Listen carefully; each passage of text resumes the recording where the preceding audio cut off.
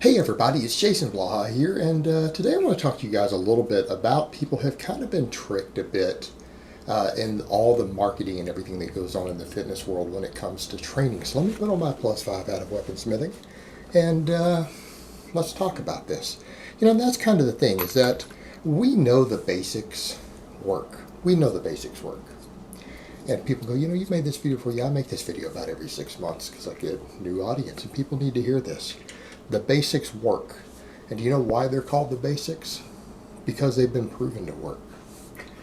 And yet people always want to come up with new complicated methods and new training protocols and new exercises and all this stuff that they can show off. Do you know why? Because we have a generation of people with ADHD. I think that's ultimately what it comes down to. People don't train anymore for results. They think they do, but really they just want to be entertained. They don't want to get bored. So rather than do what works, they would rather have tons of new stuff thrown at them. And like I said, it's always new exercises and everything, but here's the reality. You know what? Stimulating size and strength isn't that complicated. Yes, there's some complexity and nuance and everything when it comes to training programs. But the truth of the matter is, if you don't know how to do all that stuff, you can follow programs written by people that do. I have a whole free training programs playlist. There's tons of other proven programs out there, tried and true methods and protocols and ideas. But the thing is, when it comes to your exercises, all you really have to do is deal with the whole concept of stress recovery adaptation, right? Stress recovery adaptation. And you know what? No matter what your training goal is, if any given muscle or all the muscles in the body, if you subject them to the minimum effective training volume while staying within your maximum recoverable training volume, so you've got this range of training volume and workload that if you stay within, you're going to get bigger and stronger. And every muscle in your body is going to get bigger and stronger as long as they're subject to that. Now, the thing is, as we get more advanced, as we get bigger and stronger, we get a smaller margin of error there. So there requires a degree of complexity in the training programming. But for 95% of people out there training, this is not a problem for you. In other words, you're not repping out 400 pounds ass to grass on a barbell squat. This probably doesn't apply to you. And that's what people need to remember with these more complex training methods. These are for people who've already built their base. And there's plenty of people out there who have been training 3, 4, 5 years who think they train pretty hard, who haven't built their base. And when it comes to exercise selection, you know what, guys? The basics work. I'm not saying you can't do anything else. I'm not even saying that it's undesirable to do anything else. But your foundation needs to always be in the basics. Big, heavy barbell movements, weighted body weight exercises. And oftentimes they're the exact same thing, aren't they? When we really look at that, we talk about a weighted body weight exercise. Well, isn't that what a barbell squat is? Isn't that what a deadlift is? And it's just two examples. Because normally we think of weighted body weight exercises, we think of what? Chin-ups, pull-ups with a plate around your waist, dips with plates hanging, right? But these other movements are too. Glute ham raises. Those are all weighted body weight exercises. But so are some of the big other exercises, squats, deadlifts. And here's the thing. All of those exercises have the capability of stimulating enormous amounts of muscle growth, enormous amounts of size, and enormous amounts of strength, because they all engage a large number of muscles simultaneously, and they take many of those muscles through almost a full range of motion, and in many cases a full range of motion. And that's really all you need to stimulate a muscle. But everyone wants to make this stuff so complicated. And they'll take the least complicated muscles like the biceps. And I'll tell you, all the data says that, chin-ups and rows will probably grow your biceps maximally. But, here's the caveat. You don't have to believe that. In fact, maybe you like doing curls. Maybe you want to do curls just as an insurance policy to make sure your biceps grow. And there's nothing wrong with that, because if you have a muscle that's really, really important to you and you say, okay, well, I don't think just these compound movements are enough. Maybe it might be enough for a power lifter, it might be enough for a guy who just wants to get big, but I want really, really good biceps. I think they need some extra attention. To that, I would say, okay, that's fine. But do you really think the biceps have like 5 different functions? You know what the bicep ultimately does? Now, people say what supinates and pronates the wrist, you can't put enough resistance on that motion to stimulate growth. It's irrelevant. In fact, you're handling a lot of that with all of your overhand grip rows or pull-ups or anything.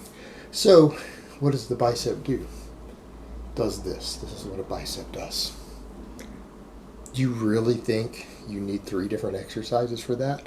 Or could you pick one good exercise, an incline curl? Yeah, the exercise gets a nice deep stretch on the muscle. Or a good standing barbell curl with pretty strict form. Those can maximally stimulate the bicep from top to bottom, entire muscle. Get really good at that one exercise, because what is the basics? Progressive overload.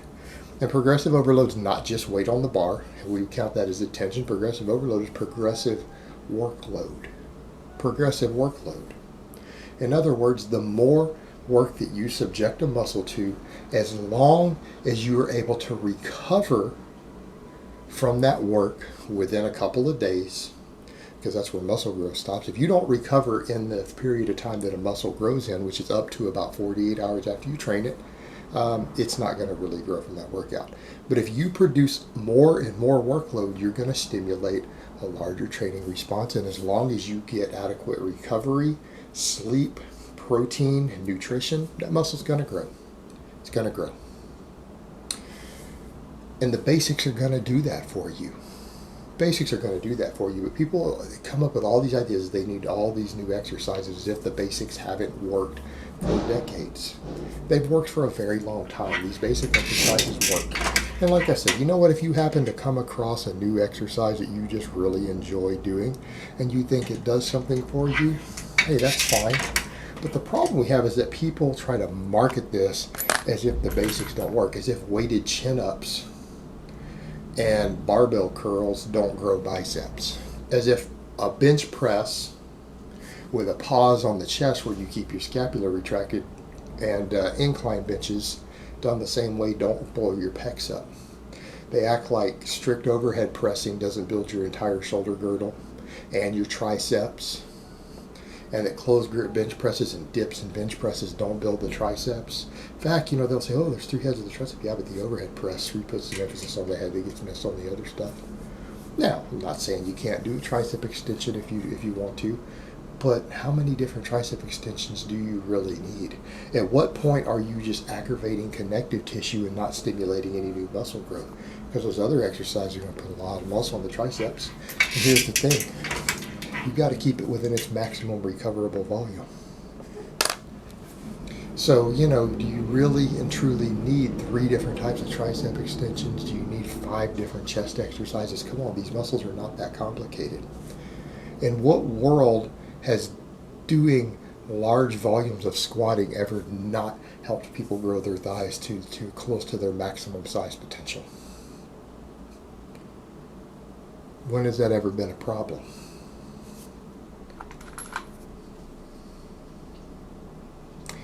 When have deadlifts combined with glute ham raises not fully developed all 3 heads of the hamstring?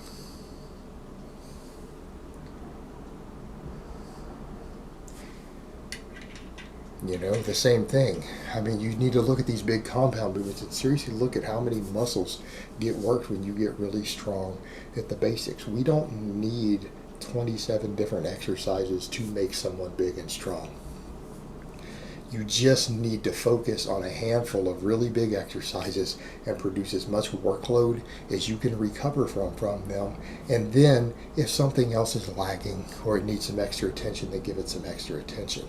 Right? And if you do all of this and you stay with whatever program you're running, if you reach for all those muscles, their minimum effective training volume to stimulate new growth, and you don't exceed your maximum recoverable volume, so again, you stretch, recover, and adapt, you're going to get bigger and stronger. And every muscle in your body is going to get bigger and stronger.